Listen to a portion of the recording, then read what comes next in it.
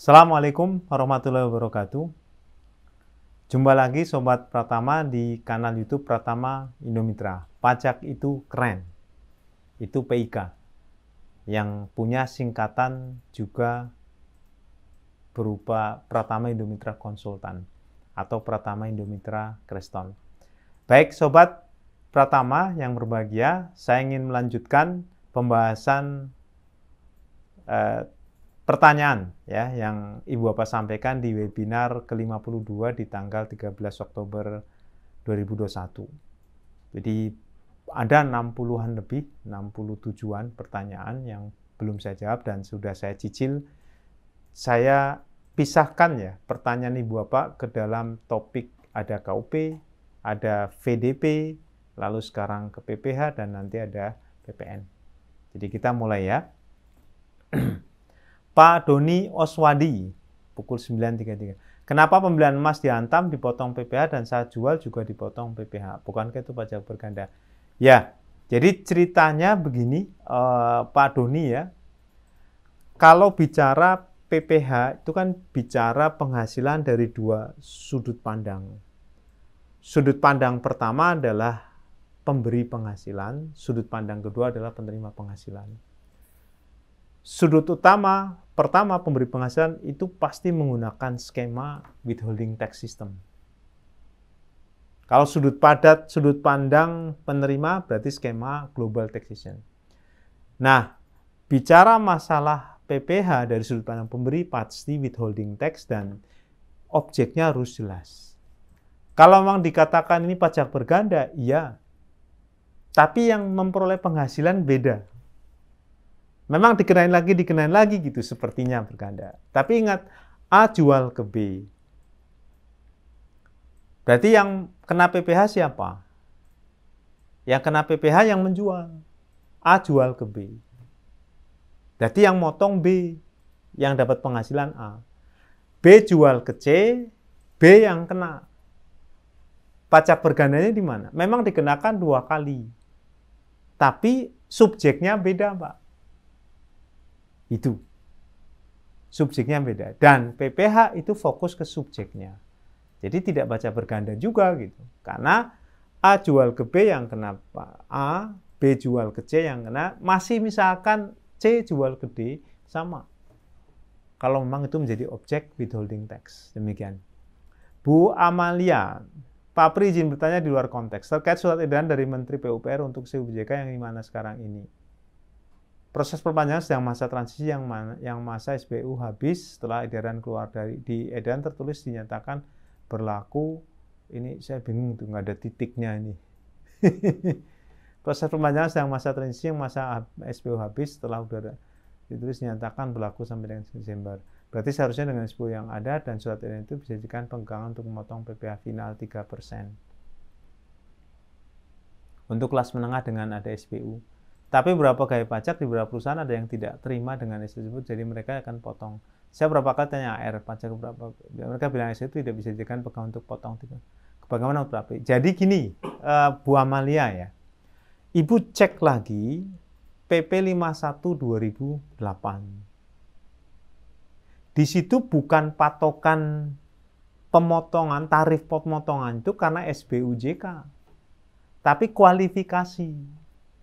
Nah itu yang saya melihat AR betul.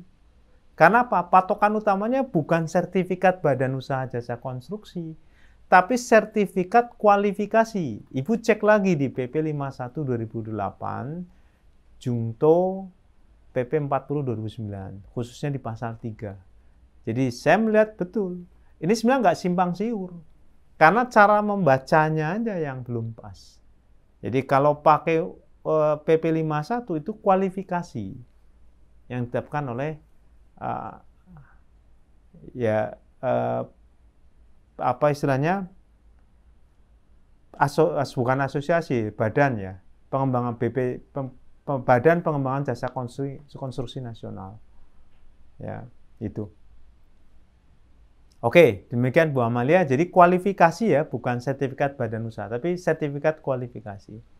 Pak Lutfi Hidayat, Pak Pri, apakah dengan pergeseran basis pemajangan sesuai dalam materi ini, maka apakah kesimpulan akhirnya atas pajak penghasilan akan menuju ke penyetoran secara sukarela? Nggak bisa. Pajak tetap punya definisi itu kontribusi yang bersifat wajib dan dapat dipaksakan. Jadi nggak akan sukarela dan nggak akan seperti zakat, infak, sedekah, nggak. Jelas beda. Sebetulnya zakat itu kewajiban. Cuman memang nggak sampai kena sanksi kan. Kalau pajak kena sanksi karena asas legalitas. Ada aturan hukumnya kalau nggak bayar pajak itu akan terkena sanksi. Jadi nggak akan sampai ke sukarela, nggak. Kepatuhannya sukarela, tapi bayar pajaknya tetap wajib. Karena kalau nggak bayar terkena sanksi. Demikian. Ya. Alih-alih terlalu banyaknya biaya dan pemikiran yang dihabiskan sementara ada pertentangan kepentingan. Ya, memang wajar, Pak, pertentangan kepentingan antara WP dan otoritas pajak. Wajar karena kalau saya gambarkan kan bagaimana orang melihat pajak, dia pengen menghemat. Karena pajak itu punya karakteristik kayak perampokan. Tapi di sisi lain, pemerintah juga diminta oleh rakyat untuk mungut pajak. Jadi yang minta siapa? Rakyatnya. Tapi rakyatnya nggak mau bayar pajak. Itu kan rakyatnya berarti apa? Nggak konsekuen. Guyonan saya ya. Loh kenapa? Karena kan rakyat ini menunjuk perwakilannya di DPR. Dan DPR kemudian mengatur nih, gimana untuk melakukan pembangunan. Sumber dana dari mana? Pilihannya kan dua. Sumber dana dari pinjaman atau dari masyarakat. Kalau di masyarakat apa? Pajak. Nah, disepakati di dalam Undang-Undang APBN sumber utama pembangunan itu pajak 85%. Sementara 15%-nya itu dari yang lain, termasuk dari dividen BUMN, termasuk dari utang. Demikian ya. Pak Jeffrey, selamat pagi Pak Pri, mohon penjelasan lebih lanjut untuk perubahan pasal 4 ayat 1 huruf B tentang orang asing menjadi subjek pajak dalam negeri. Ya, mari kita lihat pasal 4 ayat 1 huruf. Ya, jadi sebetulnya kita bisa melihat ya, Pak siapa tadi? Pak Jeffrey. Sebetulnya di Undang-Undang HPP tidak ada perubahan PPh pasal 4 ayat 1 huruf B. Dari mana kita lihat? Nah, cara ngeliatnya gini. Ketentuan ayat 1, ayat 1A, ayat 2 diubah. Serta ketentuan pasal 4 ayat 1D dihapus. Jadi pasal 4 ayat 1B itu tidak mengalami perubahan. Dan itu hasil dari amandemen yang ada di Undang-Undang CK, Cipta Kerja. Lalu konsepnya apa? Konsepnya ini sebetulnya, ini asas domisili ya. Artinya warga negara asing yang telah menjadi subjek pajak dalam negeri, ini berarti hanya dikenai pajak penghasilan atas penghasilan yang berasal dari Indonesia aja. Sepanjang dia memiliki keahlian tertentu, kemudian masa berlakunya 4 tahun. Jadi asas domisili. Kalau dia domisili di sini, ya kena pajak sini. Ini ekspat ya. Ya, tujuannya apa? Agar mereka mau di sini dan kemudian transfer of knowledge. Nah, pasal 4 ayat 1B ini tidak ada kaitannya dengan Undang-Undang HPP. Nah, jadi termasuk dalam penghasilan yang diterima atau diperoleh dari Indonesia, ini berupa penghasilan diterima atau diperoleh warga negara asing sehubungan dengan pekerjaan satu dengan di Indonesia dengan nama dalam bentuk apapun. Jadi warga negara asing dapat misalnya menjadi subjek pajak dalam negeri, ya punya keahlian tertentu, kemudian berlaku 4 tahun, itu hanya kena pajak di Indonesia dari penghasilannya dari Indonesia. Itu aja. Jadi nggak berlaku worldwide. Oke ya. Pak Heri Imam Santoso, mohon izin Pak Pri terkait dengan orang asing yang menjadi subjek dalam negeri setelah 4 tahun. Mohon penjelasannya. Misalkan orang asing yang jadi direktur di PMA, dia tinggal di Indonesia dalam 360 hari, hanya berada di Indonesia kurang dari 30 hari. Nah, kemudian punya NPP Indonesia secara legal, direktur wajibnya. Apakah ini dia wajib melaporkan penghasilannya? Nah, kita lihat dulu nih, keahliannya apa gitu. Apakah ini dia wajib melaporkan penghasilan yang bersumber dari luar negeri? Ya kalau keahliannya memang, di situ kan syaratnya ada 2 ya. Syaratnya itu yang pertama adalah Nah, jadi ada dua, memiliki keahlian tertentu, kemudian 4 tahun. Artinya apa? Setelah 4 tahun ya semua penghasilannya harus dilaporkan ke Indonesia di situ. Apakah ini dia wajib melaporkan penghasilan yang bersumber dari luar negeri di tahun 2021? Ya, nunggu. Ini undang-undang CK ke depan. Jadi nggak bisa ngitung dari 2016, nggak bisa. Mulai dari undang-undang CK berlaku. November 2020 ya, ke depan. Demikian. Ya. Pak Irimam, Pak Pri, apakah iuran BPJS sekarang dianggap natural tidak? BPJS itu bukan, ya, memang natura ini nanti diatur lebih lanjut ya. Iuran BPJS itu kan ada JKK, jadi ada, ini kan perwujudan dari dulu ada JHT, ya JKK, kemudian JKM, sama JPK. Jadi iuran BPJS harus dipisah dulu Pak Heri ya. Ada BPJS Kesehatan, ada BPJS Ketenagakerjaan. BPJS Kesehatan tetap menjadi objek 21, jadi nggak ada perubahan. BPJS Ketenagakerjaan, saya ulangi. Jadi BPJS itu ada dua, BPJS Kesehatan, ini tunjangan kesehatan ya, ini objek PP 21, betul. BPJS Ketenagakerjaan itu ada namanya JHT, Jaminan Hari Tua. Objek pajak PPh 21 itu nongol nanti ketika dibayarkan oleh BPJS kepada pegawai. Itu JHT. Sementara JKK, JKM, Jaminan Kecelakaan Kerja dan Jaminan Kematian itu objek 21. Demikian. Jadi nggak ada perubahan ya dengan Undang-Undang HPP. Pak Romas, izin bertanya Pak Bro. Ya Mas Bro Romas nih. Terkait ekspat dari luar negeri yang datang ke Indonesia tahun 2020 dan sudah menjadi WPDN untuk pengisian harta di SPTOP-nya. Apakah harus mencatat seluruh hartanya, termasuk yang diperoleh sebelum 2020 atau hanya terhadap harta? Jadi harta memang gini, kalau pakai Undang-Undang CK, itu berarti hanya ada kena pajak di Indonesia aja. Jadi hartanya ya yang cukup di Indonesia. Cuman memang tidak secara tegas, jadi ini kembali ke penafsiran. Terus terang kalau saya letter luck penafsiran, berarti dia akan mencatat seluruh hartanya. Karena dia menjadi wajib pajak dalam negeri, di Indonesia, dia melaporkan seluruh hartanya. Cuman yang kena pajak hanya atas penghasilan yang bersumber dari Indonesia sepanjang pasal 4 ayat 1B terpenuhi. Demikian Bro Romas ya. Bu Vina, pagi Pak Pri izin bertanya, apakah untuk UMKM yang omsetnya di bawah 4,8 masih berlaku PP 23? Masih. Dan masih ada aturan insentif PP 23? Ya, masih. Jadi PP 23 tidak dianulir dengan pengesahan Undang-Undang HPP. Pak Ervan, selamat siang Pak. Untuk ketentuan negara yang sebenarnya dirumuskan ini, apakah sekarang dirumuskan? Jadi, sebagian rumusan GAR yang ada di pasal 18 ayat 1A itu ada di penjelasan Pak. Ya. Karena rumusan penjelasan, ya hampir sama dengan rumusan sebenarnya. Dengan demikian apakah GAR? Jadi sebetulnya GAR itu ya sebagian masuk di dalam penjelasan, betul, saya setuju. Tetap memang dalam prakteknya kantor pajak akan memilah-milah. Pilihannya memang ada 3. Pertama adalah, ya kalau di pasal 18 itu kan pilihannya pertama itu debt to equity ratio atau thin capitalization. Kemudian yang kedua adalah Control Foreign Corporation, CFC Rules. Yang ketiga transfer pricing. Nah, paling banyak itu transfer pricing. Demikian. Baik. Bu Sri Wulandari, Pak Pri dengan perubahan pasal 1, apakah PMK tentang DER masih tetap berlaku? Masih. Masih tetap berlaku. Kenapa? Karena pasal 17 Undang-Undang HPP. Jadi kalau tidak bertentangan masih berlaku. Demikian. Bu Mari gitu ya. Izin bertanya Pak Pri, perhitungan biaya pinjaman yang dapat dibiayakan, rumusnya bagaimana? Rumusnya itu Bu Mari bisa cek di PMK 169 2015. Ya, ada di situ rumusnya karena contohnya banyak gitu.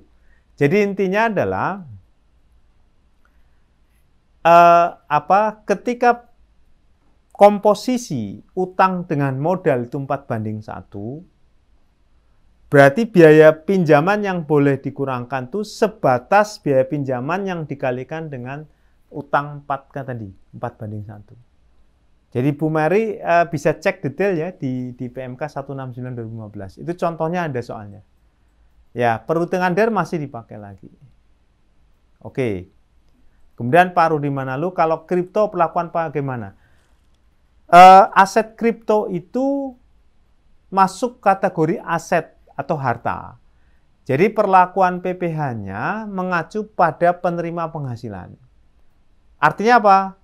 Ketika dia menjual aset kripto 100 dan dulu dia beli 70, 30-nya itu capital gain. Demikian. Ya. Baik. Bu Nadia Fajriana. Izin bertanya, Pak Bri. Untuk PPh-OP UMKM tadi dijelaskan bahwa jika peredaran butuh sudah tidak kenalan pajak. Penerapan ini bisa dilakukan sejak kapan? Sejak tahun depan. Tahun pajak, bukan tahun depan. Tahun pajak 2022. Ya, artinya apa? Kalau tahun pajaknya itu Juli-Juni, berarti sekarang sudah berlaku nih. Jadi tahun pajak ya, Juli 2021 ke Juni 2022, itu berarti tahun pajak berapa? Tahun pajak, kalau Juli-Juni, Agustus Juli. Jadi tahun pajak 2022. Ya, demikian. Agustus Juli ya, kalau Juli-Juni enggak.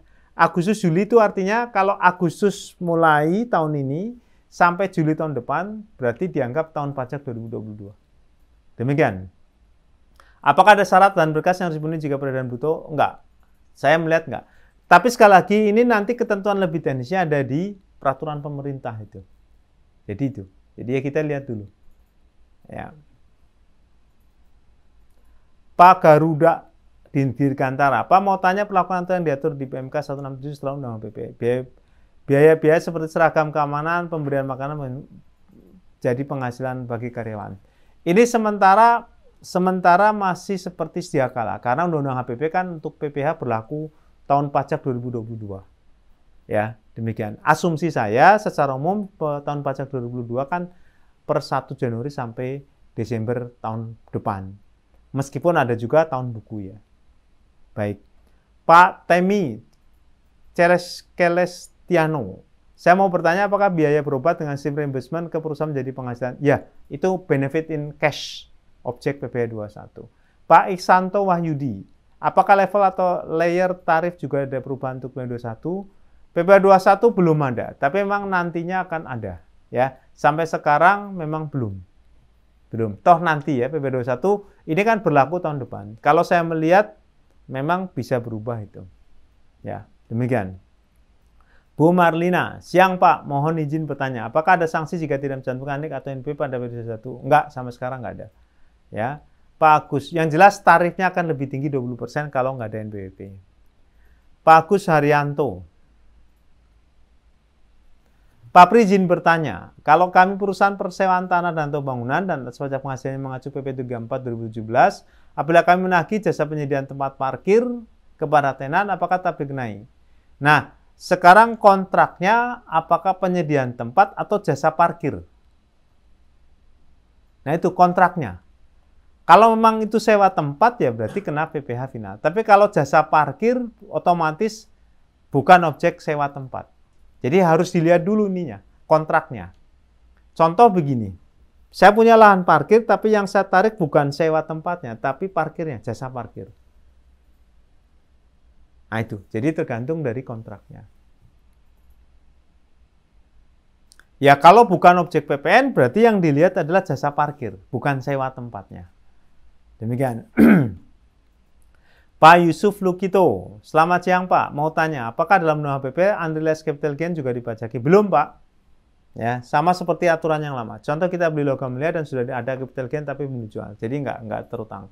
Karena Undang-Undang PPh kita masih menggunakan doktrin realisasi. Baik. Apakah unrealized gain akan dikenakan pajak? Belum. Ya. Pengenaan pajaknya kalau sudah realize. Bu Eli Haryono, siang Pak Pri mau tanya, jadi untuk perhitungan 2021 ini masih pada tarif lama? Ya sementara sekarang ini masih tarif yang lama. Jadi belum ada perubahan sebagaimana tertera di Undang-Undang HPP.